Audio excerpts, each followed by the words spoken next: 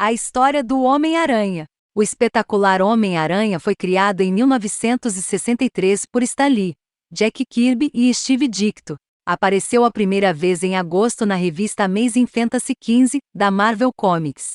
Em março de 1963 ganhou a sua própria revista, The Amazing Spider-Man, número 1. O sucesso foi tão grande que 5 anos depois chegou no Brasil. Aqui foi apresentado pela Ebal em 1968 na revista O Poderoso Thor, álbum gigante quarta série, número 11. No ano seguinte, chegava às bancas a revista Homem-Aranha número 1, em formato americano em preto e branco, seguindo a cronologia original. Publicando as histórias do herói na ordem, com isso os leitores foram brindados com a melhor fase do Aranha, acompanhando sua vida no colegial. Sua chegada à faculdade, os combates com o Dr. Octopus e com o Duende Verde, a fase de John Romita e até a morte de Gwen Stacy. Com vendas em alta ganhou seu primeiro almanaque, onde foi publicada a história com a morte do Capitão Stacy. A carreira do Aranha na Ebal acabou de maneira abrupta. A editora não possuía um contrato escrito com a Marvel, era apenas na base da palavra e na confiança. Ao saber disso, Adolfo Bloch tratou de correr atrás da editora norte-americana e assinou um contrato de exclusividade. Com isso chegava ao fim a trajetória do herói pela editora de Adolfo Eisen. Mesmo perdendo os direitos para Bloch, o Homem-Aranha foi publicado em 2 ocasiões pela Ebal. Na primeira foi na revista especial Super-Homem contra o Homem-Aranha, a Batalha do Século. Isso foi possível porque essa história saiu pela DC Comics nos Estados Unidos e a Ebal possuía os direitos de publicação da editora.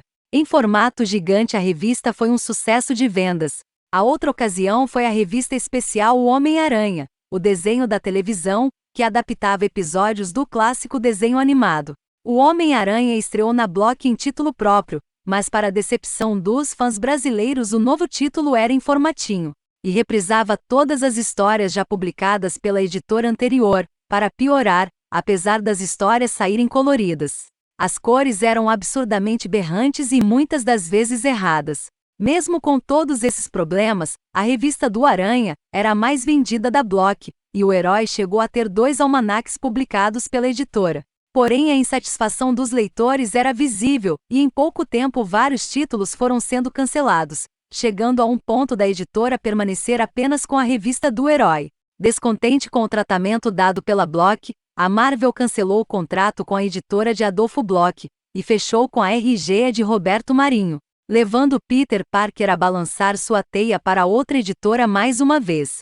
A editora RG era o selo das empresas Globo de Roberto Marinho. Inicialmente ele não pode batizar sua editora com o famoso nome da sua empresa, pois ele pertencia a uma pequena empresa do Rio Grande do Sul.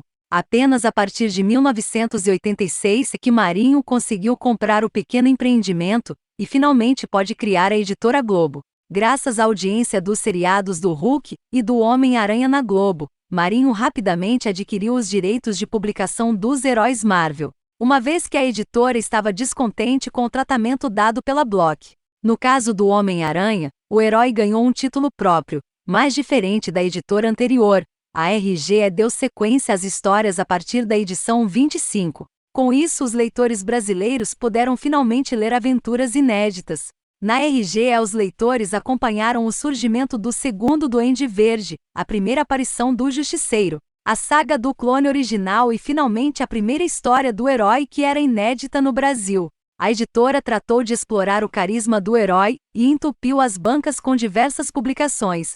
Foram 12 edições de 100 páginas com histórias extraídas de Marvel Team Up e das tiras de jornal que foram remontadas para se parecerem com uma HQ tradicional. Uma curiosidade é que essas histórias possuíam uma cronologia própria. Entre as principais diferenças, Peter Parker namorava uma tal de Carole, e chegou e pedi-la em casamento. Outro almanaque de 100 páginas com histórias saídas de Marvel Team Up, Amazing Spider-Man anual, e de Peter Parker Espetacular Spider-Man, Super-Heróis Marvel, revista Mix que tinha como estrelas o Homem-Aranha e o Coisa, enquanto o Aracnídeo tinha histórias saídas de Marvel Team Up. O membro do quarteto estrelava aventuras saídas de Marvel 2-in-1.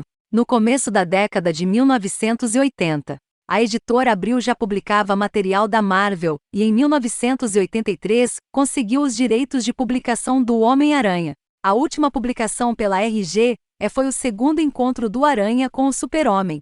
Em 1983, a editora Abril lançou a nova revista do Homem-Aranha, que se mostrou um dos maiores sucessos da editora. Os leitores puderam acompanhar vários momentos antológicos como O Mistério do Duende Macabro, a saga do Uniforme Negro, a morte de Jean de Wolf, o casamento com Mary Jane e a famigerada saga do clone. No ano de 1989, uma edição de Grandes Heróis Marvel trouxe a reprise da primeira aparição do Rei do Crime, e foi um sucesso de vendas. Foi graças ao sucesso dessa edição a editora decidiu lançar um segundo título, A Teia do Aranha. A proposta era trazer para os leitores histórias da década de 1960 e 1970. Nem é preciso dizer que a Teia se tornou a queridinha dos fãs. Nos anos de 1990, o herói invadiu as bancas, com diversas edições especiais como as sagas Tormento, A Última Caçada de Kraven, Percepções, além das edições anuais sempre com sagas completas. A partir de 1997, as duas revistas do herói passaram a ter 100 páginas e trouxeram a famigerada saga do clone. Isso causou uma queda nas vendas. No mês de agosto de 2000, a editora Abril cancelou todos os seus títulos, lançou a linha Premium. Eram revistas mensais com formato americano, capa cartonada, papel de luxo e quase o triplo do valor das publicações anteriores. Nem é preciso dizer que os colecionadores se afastaram e as vendas caíram. Numa última tentativa, a editora Abril lançou a revista Marvel Século XXI Homem-Aranha, publicando material da linha Ultimate, mas já era tarde e o Aranha balançava para uma nova editora no começo de 2002. Na Panini, o Aranha ganhou um novo título que deu continuidade às histórias da Abril. Na editora italiana, os leitores acompanharam a fase revolucionária de J. Michael Straczynski, a revelação de sua identidade e a polêmica Pecados Pretéritos, o pacto com Mephisto e o superior Homem-Aranha. Em sua atual editora, o herói teve não apenas histórias modernas publicadas, mas também muito material clássico foi publicado pela primeira vez no formato original, sem cortes e com uma tradução mais fiel.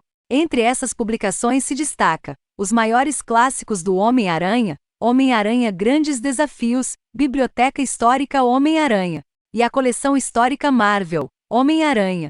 E essa foi a trajetória do Homem-Aranha pelas várias editoras desde a sua chegada no Brasil. Apesar das constantes mudanças, uma coisa que sempre permaneceu foi que ele era o campeão de vendas por onde passou.